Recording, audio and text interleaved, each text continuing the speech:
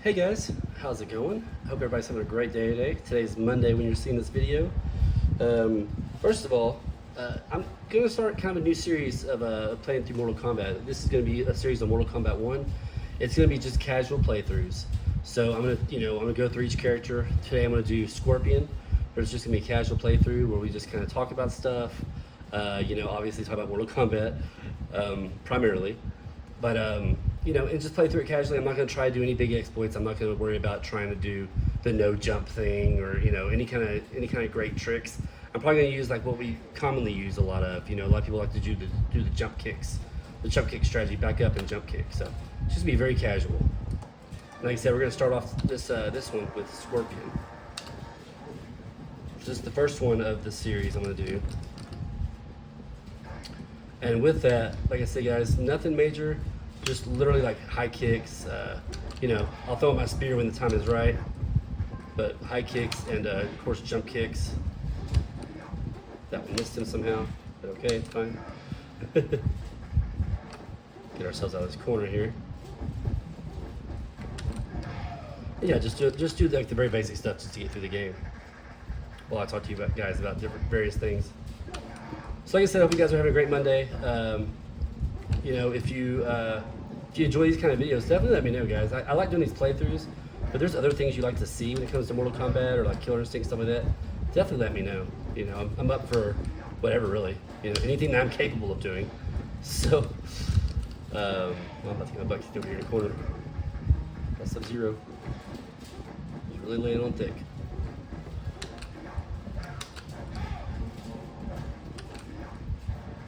See if we can get lucky. Probably not. This round's not looking too good. There we go. Back up. Try again. Nope. He got me. But yeah, guys, I hope you're liking these videos. Like I said, there's other stuff I wouldn't mind doing. I've been doing some Tekken videos here lately. Tekken and, Killer Instinct primarily. And just to give you a little background, guys, on my story with Mortal Kombat. So, like, back in the day, when Mortal Kombat first came out, I played it a little bit in the arcade, but not near as much as I played it, like, on the Sega. I played it a lot on the Sega Genesis, and a buddy of mine had a Super Nintendo. We played on there quite a bit when Mortal Kombat first came out. Well, when they first came out for the home consoles. When it came out in the arcade first, I did play a little bit of it there, but, I was impressed, obviously, because the fatalities was a big thing that none of us had ever really seen before. So, that was pretty impressive, so I did enjoy that. My career with Mortal Kombat didn't really take off until Mortal Kombat 2 came out in the arcade.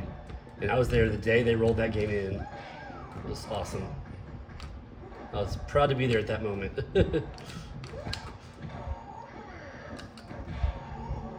So I was there for all the updates they did to it, and just all the amazing gameplay back then. It was phenomenal. For me, it was a real eye-opener for games. And where I knew the Mortal Kombat 1 fatality and stuff like that, but I really got to learn the Mortal Kombat 2 stuff a lot more. Lived and breathed that game for a good while.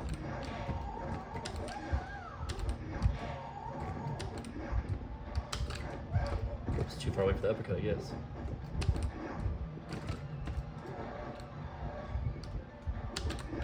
There we go.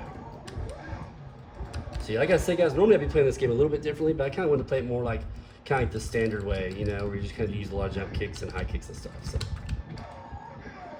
I'm surprised he actually fell for that, but it's cool. We'll take it.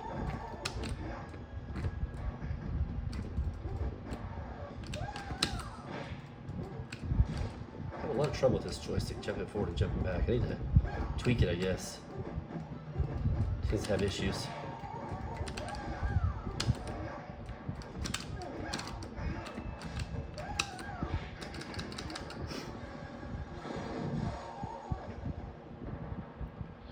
Yeah, like I said, guys, just let me know what y'all like to see on this channel. I still do, for my guys who are on this channel that like watching unboxing videos for movies and stuff that I collect, I still do that. I've got some stuff coming up in the future where I'll be doing that as well. So, again, I'm not just going to be doing game videos, but primarily here lately I've been doing a lot of Mortal Kombat and Killer Instinct. But don't get me wrong, I will be going back to some of my unboxing. We've got some good movies coming out I'll be doing unboxings with.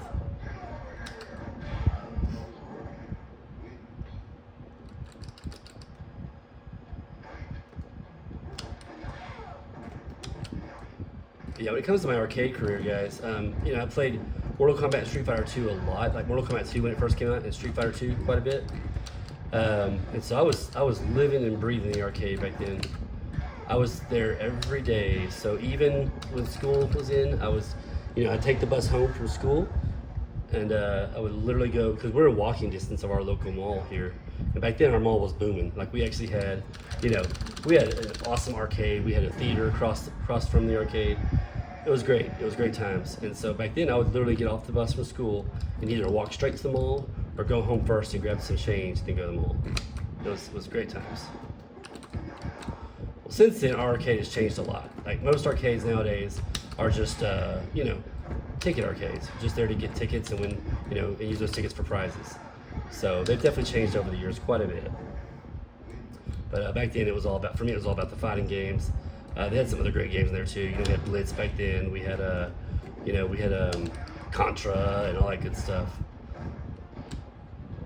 Let me go ahead and get out of this corner. There we go. Contra. We didn't have Dragon's Lair at our arcade at the mall, but we had Dragon's Lair at a pizzeria that was close by. It was called Pepperoni's Pizza.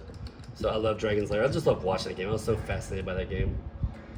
Even though it's not really, you're just playing through a cartoon basically. So, it's all just based on your movements of the joystick and the button press. But great game.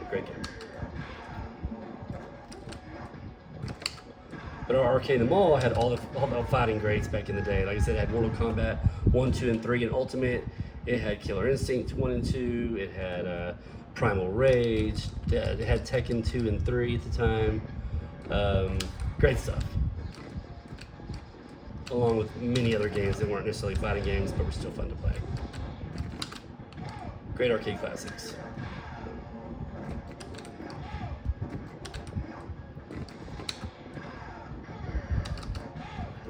Scorpion is one I've always liked on Mortal Kombat 1. When I used to play on the Sega Genesis quite a bit, I used him pretty regularly. He was a lot of fun. Him and Johnny Cage I've always kind of enjoyed playing with. And of course, more recently I've been using Sub-Zero more often.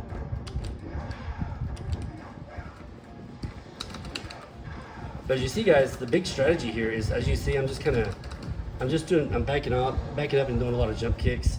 When they start walking into me, I'll do just a roundhouse high kick.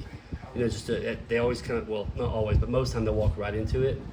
And then when I get an opportunity, I'll throw my spear. Like if Brayden does his Superman dash like that, I'll throw my spear right after I block it low, and it'll usually catch him. And then again, I'll back off and start doing jump kicks. If they block the jump kick, a lot of people have the habit of jumping away.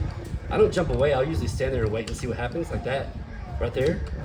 That's what I wait for. I wait for them to throw the projectile, and you can either uppercut them, or in Scorpion's case, spear them and then uppercut them. So it worked out pretty good. If you're close enough, you can catch them with that spear.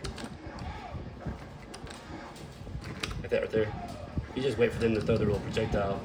You don't worry about jumping back necessarily. You just let them screw up on their own. And this is how I played back in the day quite a bit. I mean, I learned how to do, as you've seen in my other videos where I do the no jump and the no continues thing, where I literally don't jump and I still get through the game. I learned that in more recent times. That's more recent stuff for me. But yeah, I learned like most people did back in the day when you were playing the game, you do a lot of jump kicks and you capitalize off that. You just back off them and do jump kicks. Just like that. And as you see, a lot of times I'll just walk right into it. The mirror match is usually super easy because Scorpion likes to throw his harpoon a lot, and it gives you an opportunity to capitalize off of it. It's such a slow recovery, so it gives you an opportunity to catch him with your own harpoon.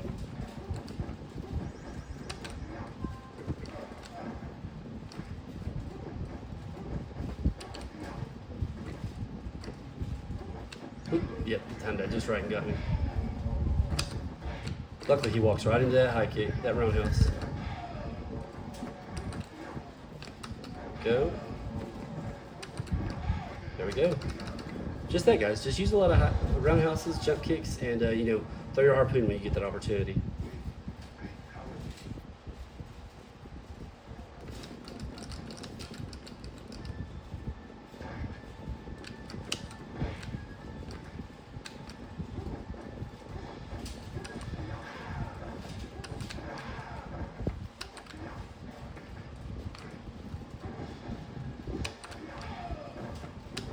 Zero likes to throw that ice a lot, and there you go. You can capitalize off of it.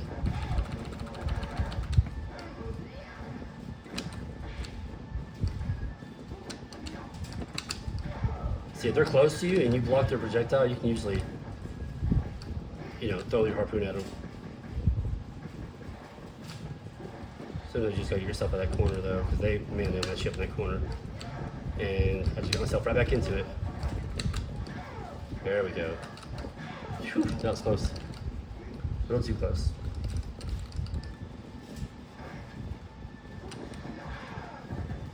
So guys, I hope these videos help. I'm not sure if you guys still struggle with this game or not. It is a struggle. I mean, this game's tough. Unless you know what to do, unless you kind of know how the computer's gonna respond to different things, it is a tough game. So, like I said, I played a lot back in the day, but I'm not sure, up until more recent years, I'm not sure I could ever beat it like on 50 cents or 2 tokens, which is what it required back then. I'm honestly not sure. I don't remember. But more recent times, more last couple of years, I've been putting a little more time into it and getting pretty good at it. So I've kind of learned the ins and outs of the computer for the most part. But yeah, I remember stepping back in the arcade back then, and it was a tough game to play. The computer knew exactly how to take their money away, take your money away from you. Obviously, that's what it's designed for. So I get it.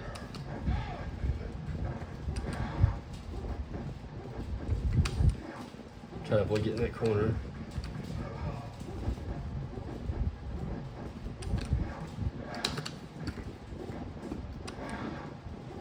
Well, he's not cooperating, is he?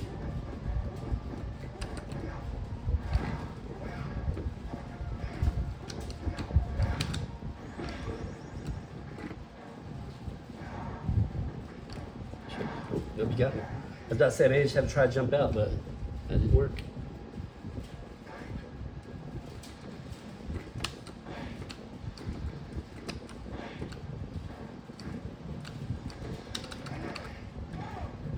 Like I said, guys, I generally know some exploits on how to get through each character without, with minimal issues. But we're trying the old-fashioned way, just jump kicks.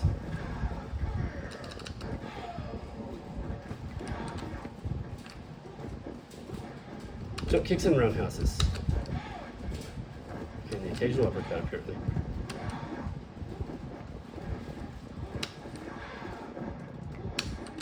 There we go.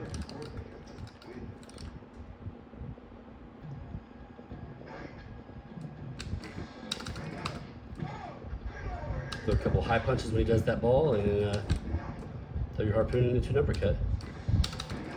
Just like that. Does a lot of damage.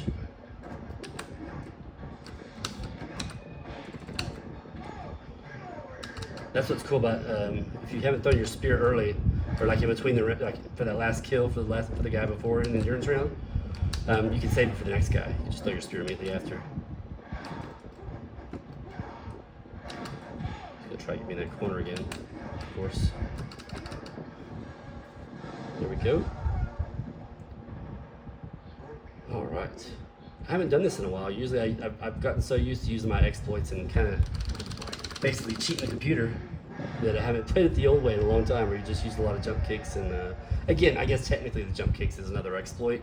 It's just a different way of doing it.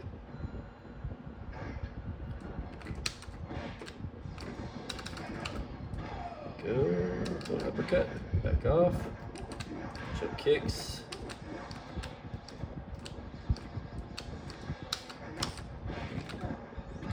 Ooh, almost missed him with that.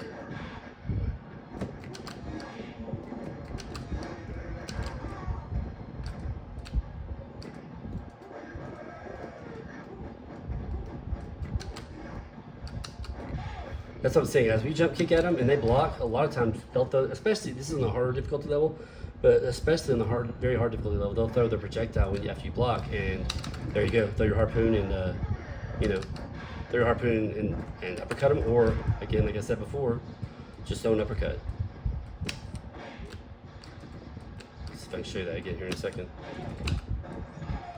So what should happen, if I try to jump kick Raiden and he blocks it, oftentimes he'll just throw his lightning afterwards. Let's see if we can get him to do that. Maybe not. Oh, that time he didn't do it. That's okay. You can also wait for him to do his little Superman and then block low and throw your spear. Alright guys, Goro, same way. You just throw a lot of jump kicks at Goro. And then after you jump kick him, like in between the time you're recovering to get up, you can do your harpoon. And again, get another harpoon uppercut combination off of it. Yeah, being that close to him right whenever he comes down is really hard to do anything about that right there. So you throw a jump kick. If he doesn't fall for it, do it again. Keep backing away and doing it again until he falls for it. Every once in a while he'll hit you or grab you. There you go. So right as he falls down, throw your harpoon. And you'll get an extra, couple hits out of it. Like that right there. It's gonna look like your harpoon is gonna pass him, but it won't. So you'll be okay. There we go, guys. Not too bad. I like to back off of him in the very beginning of the round and then jump kick towards him. Like that. There you go. Like I said, don't throw your harpoon super fast, but if you throw it at a decent speed, it'll look like it's gonna pass him, and you'll still catch him with it like that right there. There we go. All right, so now all we got left is Shang Tsung, and we're done.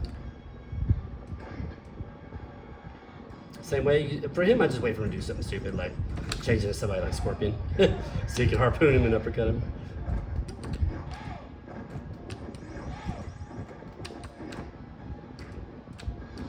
Generally, on his second transformation, he does that right there. He'll turn into Goro. This is my joystick's kind of messed up. I couldn't jump back away from him. So that was lovely.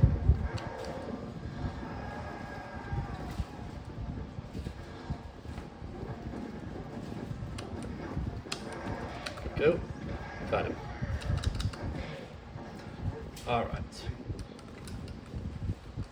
We'll do it again. See who changes into the very beginning. There goes Liu Kang. Can kind of be a pain in the butt, especially the higher up you go. Just remember to watch out for his flying kick like that, about medium range. He likes to do that quite a bit. And when he does it, you just punish him by blocking and then throwing your spear or uppercut him. Oh, he got me. Yeah, that's the problem. If you're jumping back away from Shang Tsung and he throws those fireballs, he's gonna juggle you till you're almost dead.